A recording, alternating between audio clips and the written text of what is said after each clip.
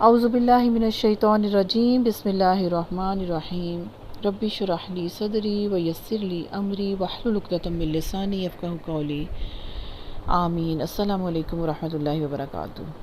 پارہ نمبر 21 سورۃ روم۔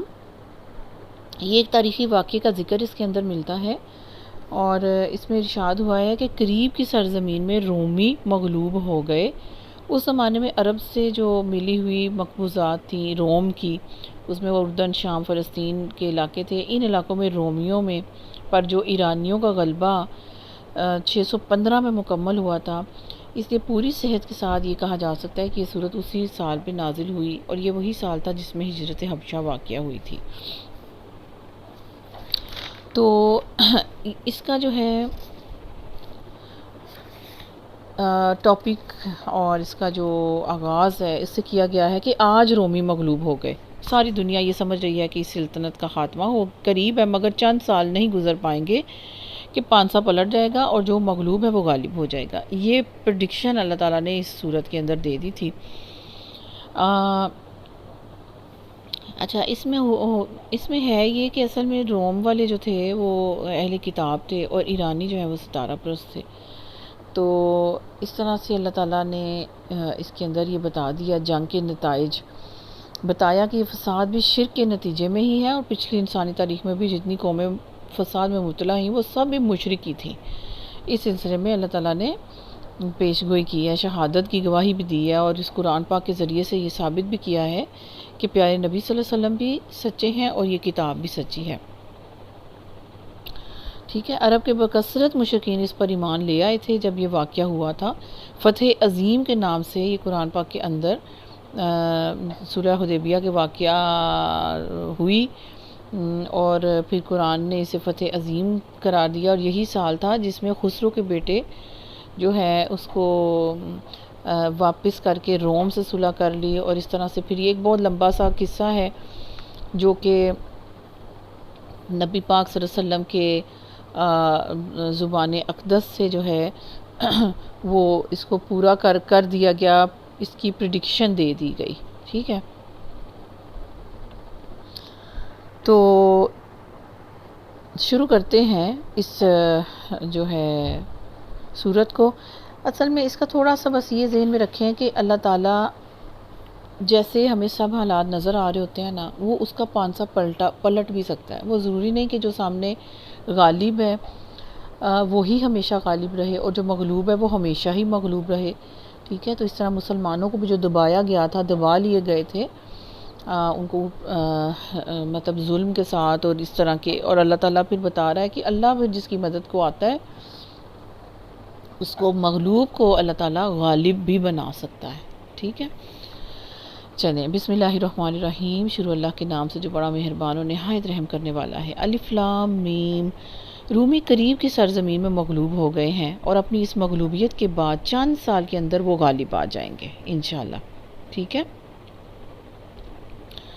تو یعنی یہ اس وقت ہوا جب بعثت میں صرف 5-6 برس ہی گزرے تھے، اور حضور صلی اللہ علیہ وسلم کی دعوت ابھی تک باہر نہیں پہنچی تھی، اس لیے مسلمان عیسائیوں کا شمار کافروں میں نہیں کرتے تھے۔ ٹھیک ہے، تو یہ اس کا ہے ایک بیک گراؤنڈ۔ اللہ ہی کا اختیار ہے اصل میں، پہلے بھی اور بعد میں بھی۔ یعنی پہلے اور بعد کا کیا مطلب ہے؟ ایرانی جب غالب آئے تو اس بنا پر نہیں آئے کہ انہوں نے اللہ تعالیٰ کے مقابلے میں شکست انہوں نے کھائی ہے، معاذ اللہ، اللہ تعالیٰ نے ان کے مقابلے میں شکست کھائی، اور بعد میں جب رومی فتح یاب ہو گئے تو اس کا معنی یہ نہیں ہے کہ اللہ تعالیٰ کو اس کا کھویا ہوا ملک مل جائے گا۔ فرما روائی جو ہے، ملک تو ہر حال میں اللہ ہی کا ہے، پہلے جسے فتح نصیب ہوئی اسے بھی اللہ ہی نے فتح دی، اور بعد میں جس کو فتح جو پائے گا وہ بھی اللہ کے حکم سے فتح پائے گا۔ یہ ہے اس کا مطلب، اور اس کی خدائی میں کوئی اپنے زور سے غلبہ بھی نہیں حاصل کر سکتا، کوئی کرسی نہیں حاصل کر سکتا، کوئی وزیر نہیں بن سکتا، کوئی بادشاہ نہیں بن سکتا۔ جسے وہ اٹھاتا ہے وہی اٹھتا ہے، اور جسے وہ گراتا ہے اصل میں وہی گرتا ہے۔ ٹھیک ہے، آیت نمبر 3 میں اللہ تعالیٰ فرما رہے ہیں نا، اس کا ترجمے کے اندر میں آپ کو یہ بتا رہی ہوں کہ للہ الامر من قبل ومن بعد، وَيَوْمَئِذٍ يَفْرَحُ الْمُؤْمِنُونَ، اور وہ دن ہوگا جب کہ اللہ کی بخشی ہوئی فتح پر مسلمان خوشیاں منائیں گے۔ مسلمان کیوں خوشیاں منائیں گے؟ ابن عباس رضی اللہ تعالیٰ عنہ، ابو سعید خدری، سفیان ثوری رحمۃ اللہ علیہ وغیرہ، ان کا بیان ہے کہ ایرانیوں اور رومیوں کی فتح اور جنگ بدر میں مشرکین اور مسلمانوں کا فتح کا جو زمانہ ہے ایک ہی تھا، اس لیے مسلمانوں کو دوہری خوشی حاصل ہوئی، ٹھیک ہے، کہ بدر میں بھی کامیابی ہوئی اور دوسری طرف اہل کتاب نے اپنے جو ستارہ پرست ایرانی تھے، مشرک تھے، ان پر غالب ہوئے، ٹھیک ہے۔ تو اللہ کی بخشی ہوئی فتح پر مسلمان خوشیاں منائیں گے اور نصرت عطا فرماتا ہے جسے اللہ ہی نصرت فرماتا ہے جسے چاہتا ہے، اور وہ بہت زبردست اور حکمت والا ہے۔ یہ وعدہ اللہ نے کیا ہے، اللہ کبھی اپنے وعدے کی خلاف ورزی نہیں کرتا، مگر اکثر لوگ نہیں جانتے۔ لوگ دنیا کی زندگی کا بس ظاہری پہلو جانتے ہیں اور آخرت سے وہ خود ہی غافل ہیں۔ کیا انہوں نے کبھی اپنے آپ پر غور نہیں کیا؟ اللہ نے زمین اور آسمانوں کو اور ان ساری چیزوں کو جو ان کے درمیان ہیں حق کے ساتھ اور ایک مقرر مدت ہی کے لیے پیدا کیا، یعنی فار ایور کچھ نہیں ہے، سب کو ایک مقرر وقت کے لیے اللہ نے پیدا کیا، مگر بہت سے لوگ اپنے رب کی ملاقات کے منکر ہیں۔ اور کیا یہ لوگ کبھی زمین پہ چلے پھرے نہیں ہیں کہ انہیں ان لوگوں کی انجام نظر آتا جو ان سے پہلے گزر چکے ہیں، جنہوں نے ان جیسے کام کیے؟ وہ ان سے زیادہ طاقت رکھتے تھے، ان سے بڑے سردار تھے، ان سے زیادہ مالدار تھے، انہوں نے زمین کو خوب ادھیڑا تھا، یعنی بہت ہی انہوں نے کلٹیویشن بھی کی، ادھر اپنی بستیوں کو آباد کیا، بہت زمین کو ادھیڑا تھا اور اسے اتنا آباد کیا جتنا انہوں نے نہیں کیا تھا پہلے لوگوں نے۔ پہلے لوگوں نے اتنی آبادی کی، اتنا کچھ ان کے پاس تھا کہ انہوں نے ابھی تک اتنا نہیں کیا، لیکن وہ ان کا مال اسباب، ان کی طاقت، ان کی اتنی زیادہ پاورز جو اللہ تعالیٰ نے ان کو دی تھی، اتنا ان کا وسیع ہو جانا، پھیل جانا کسی کام نہ آیا جب انہوں نے شرک کیا، ٹھیک ہے۔ تو یہ میسیج ہے اس کے اندر، آیت نمبر 8 جو چل رہی ہے 9۔ ان کے پاس ان کے رسول روشن نشانیاں لے کے آئے، پھر اللہ ان پر ظلم کرنے والا نہیں تھا مگر وہ خود ہی اپنے اوپر ظلم کر رہے تھے۔ آخرکار جن لوگوں نے برائیاں کی تھیں ان کا انجام بہت ہی برا ہوا، اس لیے کہ انہوں نے اللہ کی آیات کو جھٹلایا تھا اور وہ ان کا مذاق اڑاتے تھے۔ اللہ کی خلق کی ابتدا کرتا ہے، پھر اس کو دوبارہ بھی کرے گا، پھر اسی کی طرف تم پلٹائے جاؤ گے، اور جب وہ ساتھ وہ گھڑی وہ قیامت برپا ہوگی، اس دن مجرم حق دک رہ جائیں گے، مایوس ہو جائیں گے، صدمے کے ساتھ گمسم ہو کر رہ جائیں گے وہ مجرم۔ ان کے ٹھہرائے ہوئے شریکوں میں کوئی ان کا سفارشی بھی نہیں ہوگا اور وہ اپنے شریکوں کے منکر ہو جائیں گے۔ جس روز وہ ساتھ وہ قیامت برپا ہوگی، اس دن سب انسان الگ الگ گروہوں میں بٹ جائیں گے۔ کس طرح سے؟ شروع سے لے کے اینڈ تک کے سارے کافر ایک لائن میں، شروع سے لے کے اینڈ تک کے ہر مسلم ایک لائن میں، مومن ایک لائن میں، تقوی والے ایک لائن میں، اور منکرین ایک لائن میں، مشرک ایک لائن میں، یعنی ہر زمانہ اول سے لے کے آخر تک کے سارے میچنگ جو ہوں گے پرسنالٹی والے، ان کو ایک جگہ کر دیا جائے گا، گروہوں میں بٹ جائیں گے الگ الگ۔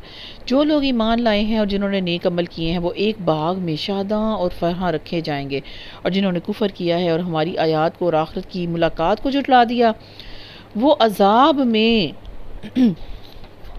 حاضر رکھے جائیں گے ہمیشہ۔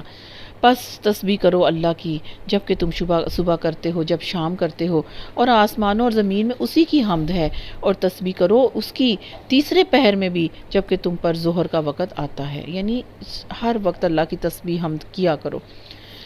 وہ زندہ میں سے مردے کو نکالتا ہے اور مردے میں سے زندہ کو نکال لاتا ہے۔ عام فہم میں یہ تو بات ہمیں سمجھ آ رہی ہے۔ اس کے علاوہ کیا ہے؟ نان مسلم کی اولاد میں سے مسلم کو پیدا کر دیتا ہے اور مسلم کی اولاد میں سے نان مسلم کو پیدا کر دیتا ہے۔ تو جو مسلم ہے وہ زندہ ہے اور جو نان مسلم ہے وہ مردہ ہے۔ وہ زندہ میں سے مردے کو نکالتا ہے، مردے میں سے زندہ کو نکال لاتا ہے، اور زمین کو اس کی موت کے بعد زندگی بخشتا ہے۔ اسی طرح تم لوگ بھی حالت موت سے نکال لیے جاؤ گے۔ اس کی نشانیوں میں سے یہ بھی ہے کہ اس نے تم کو مٹی سے پیدا کیا، پھر یکایک تم بشر ہو کر زمین میں پھیلتے چلے جا رہے ہو۔ اور ان کی نشانیوں میں سے اس کی یہ بھی ہے کہ اس نے تمہارے لیے تمہاری ہی جن سے بیویاں بنائیں تاکہ تم ان کے پاس سکون حاصل کرو، یعنی انسانوں کی انسانوں سے ہی بیویاں ہیں اور جنات کی جنات میں سے بیویاں ہیں، اور تمہارے درمیان محبت اور رحمت پیدا کر دی۔ یقیناً اس میں بہت بڑی نشانیاں ہیں ان لوگوں کے لیے جو غور و فکر کرتے ہیں۔ اور اس کی نشانیوں میں سے آسمان اور زمین کی پیدائش اور تمام زبانوں اور تمام ہی رنگوں کا اختلاف ہے۔ یقیناً اس میں بہت سی نشانیاں ہیں دانش مند لوگوں کے لیے۔ یعنی یہ رنگوں کا اختلاف تو دیکھیں نا، ایک ہی والدین ہیں لیکن بچے مختلف رنگوں کے ہیں۔ پھر آپ دیکھیں دنیا کے اندر جتنے انسان پھیلے ہیں سارے مختلف رنگوں کے ہیں، زبانیں مختلف ہیں، تو لیکن اس کے اندر بھی اللہ کی بہت بڑی نشانیاں ہیں۔ اور اللہ ساری ہی زبانیں جانتا ہے، اللہ ساری ہی زبانیں سمجھتا ہے، اس کو جیسے بھی پکارے، جس زبان سے بھی پکاریں وہ سب کی پکار سنتا ہے، سبحان اللہ۔ اور اس کی نشانیوں میں سے تمہارا رات اور دن کو سونا اور تمہارے اس کے فضل کو تلاش کرنا بھی تو ہے۔ یقیناً اس میں بھی بہت نشانیاں ہیں ان لوگوں کے لیے جو غور سے سنتے ہیں۔ اور اس کی نشانیوں میں سے یہ بھی ہے کہ وہ تمہیں بجلی کی چمک دکھاتا ہے خوف کے ساتھ، اور پھر طمع بھی ہوتی ہے بارش کی، اور آسمان سے پانی برساتا ہے، پھر اس کے ذریعے سے زمین کو اس کی موت کے بعد زندگی بھی بخشتا ہے۔ یقیناً اس میں بہت نشانیاں ہیں ان لوگوں کے لیے جو عقل سے کام لیتے ہیں۔ اور ان کی نشانیوں میں سے یہ ہے کہ آسمان اور زمین اس کے حکم پر قائم ہے۔ پھر جو ہی کہ اس نے تمہیں زمین سے پکارا، بس ایک ہی پکار میں اچانک تم اپنی قبروں سے نکل آؤ گے۔ آسمان اور زمین میں جو کچھ بھی ہیں اس کے بندے ہیں، اس کے غلام ہیں، اس کے سب اسی کے مطیع و فرمانبردار ہیں۔ وہی ہے جو تخلیق کی ابتدا کرتا ہے، پھر وہ اسی کا اعادہ کرے گا، اور یہ اس کے لیے بہت آسان ہے۔ آسمان اور زمین میں اس کی صفت سب سے برتر، سب سے بلند، اور وہ زبردست اور حکیم ہے، سبحان اللہ۔ وہ تمہیں خود تمہاری اپنی ہی ذات سے ایک مثال دیتا ہے۔ کیا تمہارے ان غلاموں میں سے جو تمہاری ملکیت میں ہیں کچھ ایسے غلام بھی ہیں جو ہمارے دیے ہوئے مال اور دولت میں تمہارے ساتھ برابر کے شریک ہو جائیں، اور تم ان سے اس طرح ڈرتے رہو اپنے غلاموں سے جس طرح آپس میں ہمسروں سے ڈرتے ہو؟ اس طرح ہم آیات کھول کر پیش کرتے ہیں ان لوگوں کے لیے جو عقل سے کام لیتے ہیں، مگر یہ ظالم بے سمجھے بوجھے اپنے تخیلات کے پیچھے چل پڑے ہیں۔ اب کون اس شخص کو راستہ دکھا سکتا ہے بھلا جسے اللہ نے بھٹکا دیا ہو؟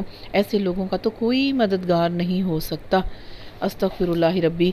پس اے نبی صلی اللہ علیہ وسلم اور نبی صلی اللہ علیہ وسلم کے فالوورز، یکسو ہو کر اپنے رخ اس دین کی سمت میں جما لو، قائم ہو جاؤ اس فطرت پر جس پر اللہ تعالیٰ نے انسانوں کو پیدا کیا، یعنی مسلم ہو جاؤ، مطیع ہو جاؤ، فرمانبردار ہو جاؤ، اسلام پر جڑ جاؤ۔ اللہ کی بنائی ہوئی ساخت بدلی نہیں جا سکتی، یہی بالکل راست اور درست دین ہے، مگر اکثر لوگ نہیں جانتے۔ قائم ہو جاؤ اس بات پر اللہ کی طرف رجوع کرتے ہوئے، اور ڈرو اس سے، اور نماز قائم کرو، اور نہ ہو جاؤ ان مشرکین میں سے جنہوں نے اپنا دین الگ الگ بنا لیا ہے اور گروہوں میں بٹ گئے ہیں۔ ہر ایک گروہ کے پاس جو کچھ ہے اسی میں وہ مگن ہے، اسی میں خوش ہے۔ اب دیکھیں مسلمانوں کا بھی اس وقت یہی حال نہیں ہے، اپنے اپنے گروہوں میں اپنے اپنے دین لے کے بیٹھے ہوئے ہیں، اپنی اپنی مسجد میں۔ ہاں، لوگوں کا حال یہ ہے کہ جب انہیں کوئی تکلیف پہنچتی ہے تو اپنے رب کی طرف رجوع کر کے اسے پکارتے ہیں، پھر جب کچھ اپنی رحمت کا ذائقہ انہیں چکھاتا ہے، وہ تکلیف دور کرتا ہے، تو یک اچانک ان میں سے کچھ لوگ شرک کرنے لگ جاتے ہیں تاکہ ہمارے کیے ہوئے احسان کی ناشکری کریں۔ اچھا مزے کر لو، ان قریب تمہیں معلوم ہو ہی جائے گا۔ کیا ہم نے کوئی سند اور دلیل اس پر نازل کی ہے جو شہادت دیتی ہو کہ اس شرک کی صداقت پر جو یہ کر رہے ہیں؟ جب ہم لوگوں کو رحمت کا مزہ سکھاتے ہیں تو وہ اس پر پھول جاتے ہیں۔ اللہ اکبر۔ اللہ تعالیٰ تیری رحمتوں پر، تیری برکتوں پر اللہ کروڑ ہا شکر۔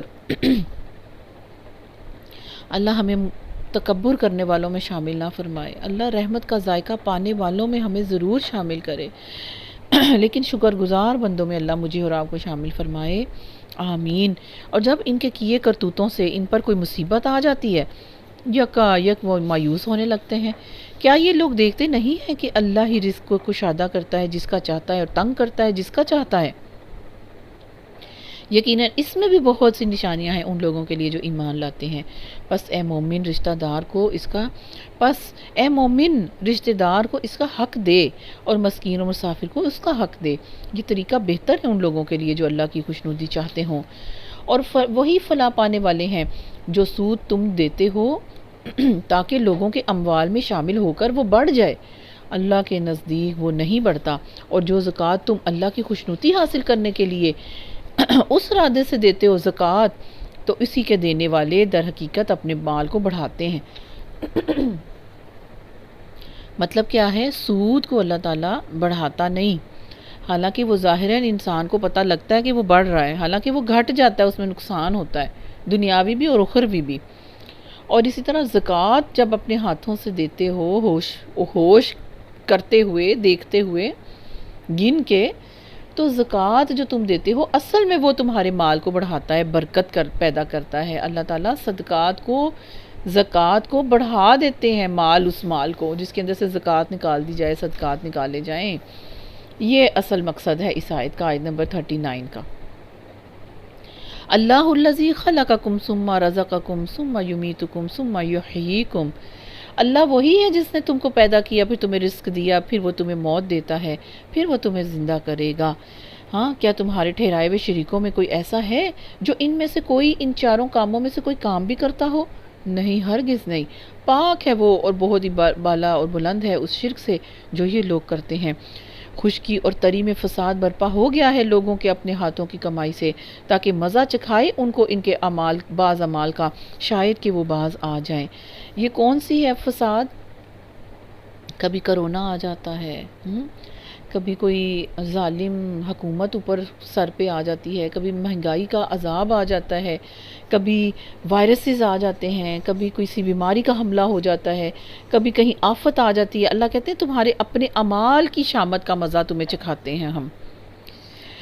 اللہ اکبر، استغفر اللہ ربی۔ اے نبی صلی اللہ علیہ وسلم، ان سے کہہ دو کہ زمین پر چر پھر کر دیکھو پہلے گزرے ہوئے لوگوں کا کیا انجام ہوا، ان میں سے اکثر مشرک ہی تھے۔ بس اے نبی صلی اللہ علیہ وسلم، اپنا رخ مضبوطی کے ساتھ جما دو اس دین راست کی سمت میں، اور قبل اس کے کہ وہ دن آ جائے جس کے ٹل جانے کی صورت اللہ کی طرف سے ہے ہی نہیں۔ اس دن لوگ پھٹ کر ایک دوسرے سے الگ ہو جائیں گے۔ جس نے کفر کیا ہے اس کے کفر کا وبال اسی پر ہے، اور جن لوگوں نے نیک عمل کیا وہ اپنے ہی لیے فلاح کا راستہ صاف کر رہے ہیں، تاکہ اللہ ایمان لانے والوں اور عمل صالح کرنے والوں کو اپنے فضل سے جزا دے۔ یقیناً وہ کافروں کو پسند نہیں کرتا۔ اس کی نشانیوں میں سے یہ بھی ہے کہ وہ ہواؤں کو بھیجتا ہے بشارت دینے کے لیے اور تمہیں اپنی رحمت سے بہرہ مند کرنے کے لیے، اور اس غرض کے لیے کہ کشتیاں اس کے حکم سے چلیں اور تم اس کا فضل تلاش کرو اور اس کے شکر گزار بنو۔ الحمدللہ رب العالمین۔ اب آپ دیکھیں کہ ہوا کے اندر اتنی نشانی ہے، ہوا رک جائے، بادل بھی نہیں آئیں گے، اللہ کی رحمت سے بالکل ہم دور ہو جائیں گے۔ اگر ایک ہوا اللہ روک دے، کشتیاں رک جائیں گی، وہ نہیں چلیں گی، ادھر سمندروں کے اندر ہی ٹھہر جائیں گی۔ اللہ اکبر۔ اور ہم نے تم سے پہلے رسولوں کو ان کی قوم کی طرف بھیجا اور وہ ان کے پاس روشن نشانیاں لے کر آئے، پھر جنہوں نے جرم کیا ان سے ہم نے انتقام لیا، اور ہم پر یہ حق تھا کہ ہم مومنوں کی مدد کریں۔ سبحان اللہ۔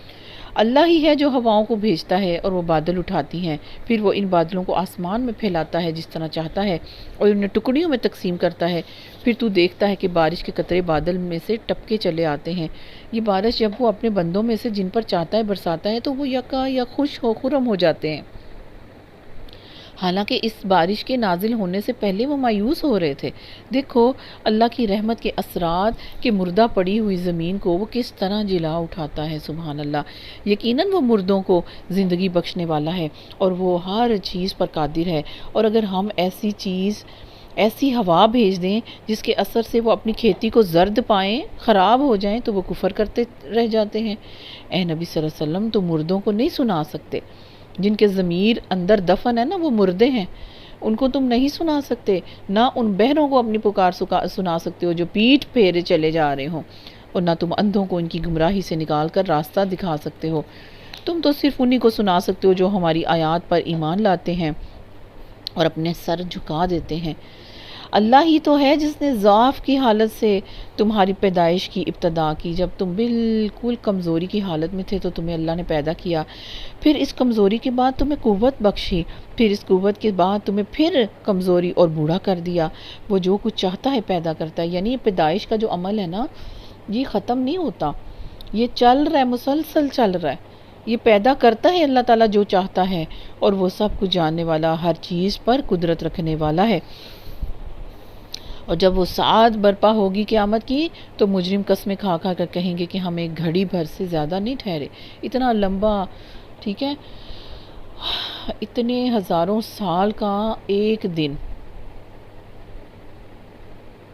50 60 70 ہزار سال کا ایک دن. اور جب ان سے پوچھا جائے گا مجرموں سے تو وہ کہیں گے کہ ہم ایک گھڑی بھر صرف دنیا میں ٹھہرے ہیں یا اپنی قبروں میں. اس طرح وہ دنیا کی زندگی میں دھوکہ کھایا کرتے تھے، مگر جو علم اور ایمان سے بہرہ مند کیے گئے تھے وہ کہیں گے کہ اللہ کے نوشتے میں تو تم روز حشر تک پڑے رہے ہو، سو یہ وہی روز حشر ہے لیکن تم جانتے نہیں تھے. بس وہ دن ہوگا جس میں ظالموں اور ان کی معذرت کوئی نفع نہیں دے گی، نہ ان کی معافی مانگنے کے لیے ان کو کہا جائے گا استغفر اللہ ربی من کل ذنب و اتوب الیہ. آمین. ہم نے اس قرآن میں لوگوں کو طرح طرح سے سمجھایا ہے. تم خواہ کوئی نشانی لے آؤ، جن لوگوں نے ماننے سے انکار کر دیا وہ یہی کہیں گے کہ تم باطل پر ہو. اس طرح ٹھپا لگا دیتا ہے اللہ ان لوگوں کے دلوں پر جو بے علم ہے. بس اے نبی صلی اللہ علیہ وسلم آپ صبر کیجئے، یقیناً اللہ کا وعدہ سچا ہے، ہرگز ہلکا نہ پائیں تم کو وہ لوگ جو یقین نہیں لاتے. تو پیارے نبی صلی اللہ علیہ وسلم کو یہاں پر کیا چیز، صبر، تحمل، آپ کو واعظ نصیحت کس چیز کی، کہ آپ عمل کرتے چلے جائیں، دعوت دیتے چلے جائیں اور ان لوگوں کی ذرا برابر بھی کوئی پرواہ نہ کریں. آمین. اللہ تعالیٰ مجھ سے آپ سے قبول فرمائے. ربنا تقبل منا انک انت السمیع العلیم وتب علینا انک انت التواب الرحیم. آمین یا رب العالمین. السلام علیکم ورحمۃ اللہ وبرکاتہ.